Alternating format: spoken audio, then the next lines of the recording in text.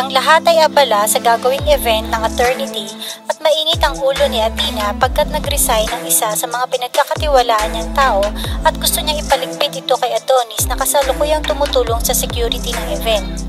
At matuloy na maturukan ng mga Millionaires member ng Eternity upang makita na nila ang resulta ng bago niyang formulation at matuwa si Engineer kay Athena.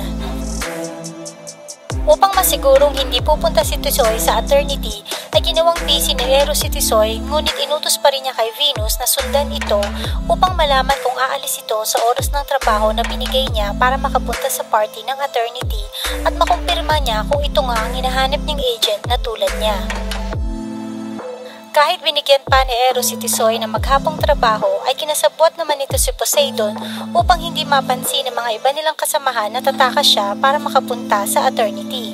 Pumayag naman si Poseidon upang magawa ni Tisoy ang ninja code nito.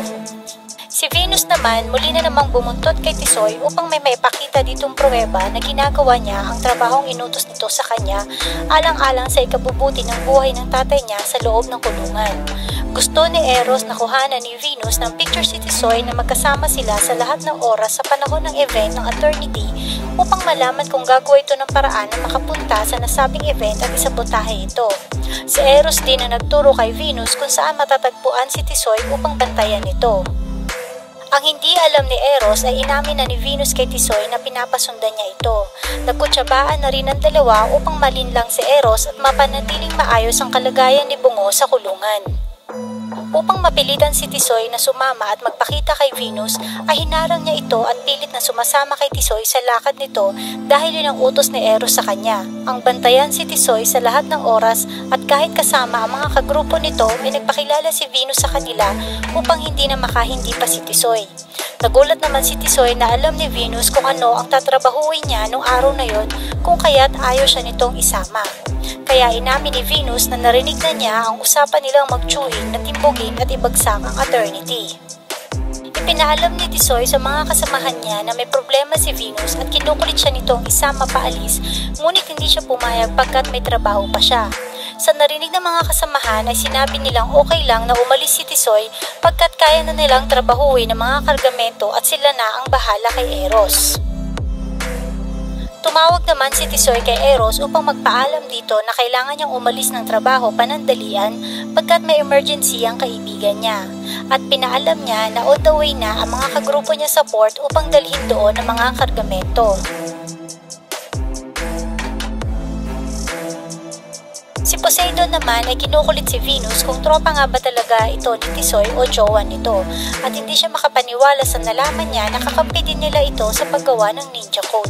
At sama-sama na nga silang umalis na ikinagulat rin ni Poseidon na marami nang nalalaman si Venus tungkol sa tunay na pagkatao ni Tisoy, na alam na ni Venus kung saan nakatira ito at kilala na rin niya ang pamilya ni Tisoy.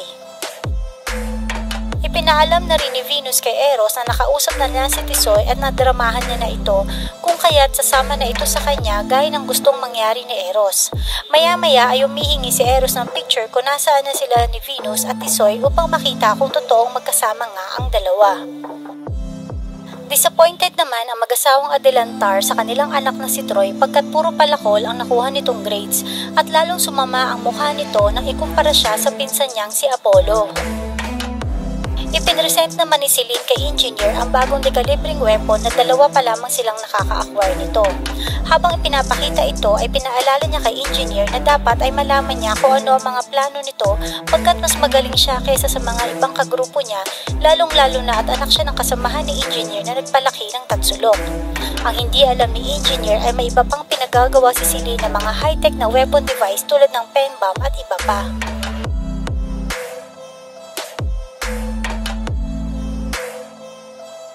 Habang daan ay kinuwento ni Poseidon at Tisoy kay Venus ang nangyayari sa Eternity at hindi ito makapaniwala sa kasamaang nangyayari sa kumpanya.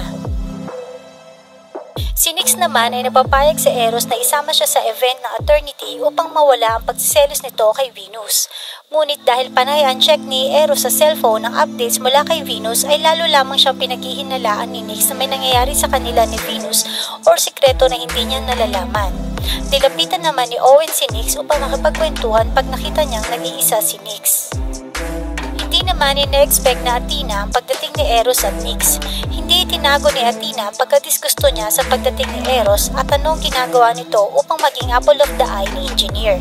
Sinabi ni Eros na andun siya upang magbantay pagkat inaasahan niya na darating ang snitch upang isabotahe ang event. Ngunit sinabi naman ni Venus at Adonis na kaya na nila at napaghandaan na ang maaaring mangyari. Nang magpunta si Venus sa bathroom ay tinakasan nito ni Tisoy pagkat napakadelikado ng gagawin niya at ipinili niya kay Poseidon na bantayan ito at siguraduhin hindi mapapahamak si Venus. Ngunit nagkamali naman si Tisoy na matatakasan niya si Venus pagkat nakasakay agad ito ng taxi at nagawa siyang mahabol. Inaabangan na ni Tisoy ang cold storage ni Athena sa gasoline station nang biglang pumasok si Venus at Poseidon sa sasakyan niya at wala nang nagawa pa si Tisoy kundi isama ang dalawa sa plano niya. Ang plano ay magpapatulong si Venus sa driver ni Athena upang makuha ang van nito at sila ang magdadala sa Eternity bilang mga trabahador nito. Si Venus ang nag-drive upang hindi malantad ang mga mukha ni Poseidon at Tisoy. Nang makuha nila Tisoy ang cold storage ng van ni Athena ay tumawag na si Apollo kay Madam Helen upang magbigay ng updates. Nakarating na nga si Venus sa Eternity at nakalusot naman sila na makapasok sa loob ng compound. Nagpasama si Venus sa guard upang makababa ng van sila Tisoy at Poseidon upang makapasok sa loob ng building ng Eternity at i-disable nila ang lahat ng CCTV sa lugar at papatayin ng kuryente upang mapilitan sila Athena na ilipat sa cold storage van ang mga vials at itatakbo nila ito kasama si Athena upang mapaamin kung bakit ginagawa ang formula gaya ng plano na sinabi ni Apollo kay Madam Helen. Ine-interrogate naman ni Nick si Eros sa totoong dahilan nito sa pagpunta sa event pagkat hindi ang tipo nito ang Eternity. Hula ni Nick ay nagpapa-impress si Eros kay Engineer upang muli ay may promote ito at ano nga bang interest nito kay Athena at yun na nga ang ginamit ni Eros na rason kay Nick upang mawala ang paghihinala nito sa kanya at nag-alok pa ito ng tulong upang malaman kung ano ang itinatago ni Athena. Nagsimula na ngang event bilang pagpapakilala kay Athena bilang CEO nito. Proud na in-announce nito ang success ng Eternity sa mga Millionaires Club members na makakakuha ng exclusive Magic Drip. At nang ma-disable na ang lahat ng CCTV ay nagsimula nang gumalaw si Apollo at inutos na rin niya kay Poseidon ang next move na pagpatay sa kuryente. Si Eros naman ay nagsimula na maginala dahil sa mga ikinikilos ng tauhan ni Adonis kung kaya't gumawa na rin siya ng sarili niyang rounds. Nang sinesecure na ng mga tauhan ni Adonis sa mga vials ay nakagawa ng ingay si Apollo na narinig naman ni Owen kung kaya't hindi ito tumuloy sa paglabas at hinanap siya. Walang choice si Apollo kundi makipaglabang kay Owen pagkat makikita na siya nito at nang maalis ang takip sa mukha ni Tisoy ay tiyempong napatay na ni Poseidon ng kuryente kung kaya't hindi nakita ni Owen ang mukha niya at nagawa niya makapagtago at mapatay ito.